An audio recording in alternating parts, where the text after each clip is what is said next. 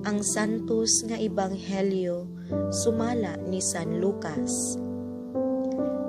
Si Jesus mipadayon ngadto sa Jericho ug samtang miagi siya, may usa ka dato nga ginganlag Zakeo, nga pangulo sa mga kobrador sa buhis, nga naninguha pagtan-aw kung kinsa siya.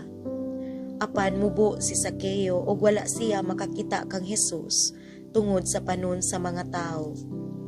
Busa midagan siya una sa panon ug misaka sa kahoyng sikomoro aron makakita siya kang Jesus nga moagi ni adtong dalana.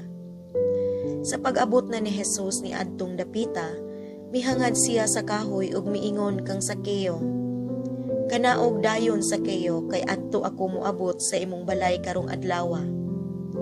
Mikanaog si Zakeo pagdali ug sa dakong kahinangop midawat kang Jesus.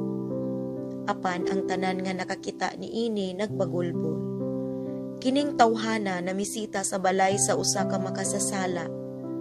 Og mitindog si Zakeo og miingon sa Ginoo, "Sir, paminaw, ihatag ko katunga sa akong katigayunan ngadto sa mga kabos, ug kun ako nakalimbong kang bisan kinsa, ulian kog siyag upat ka pilo." Si Jesus miingon kaniya, "Karong adlaw miabot ang kaluwasan ni ining balaya, kay kining tawhana kaliwat usab ni Abraham. Kay mianhi ang anak sa tao aron pagpangita sa pagluwas sa nawala." Ang ebanghelyo sa Ginoo. Daygon ko ikaw, O Kristo.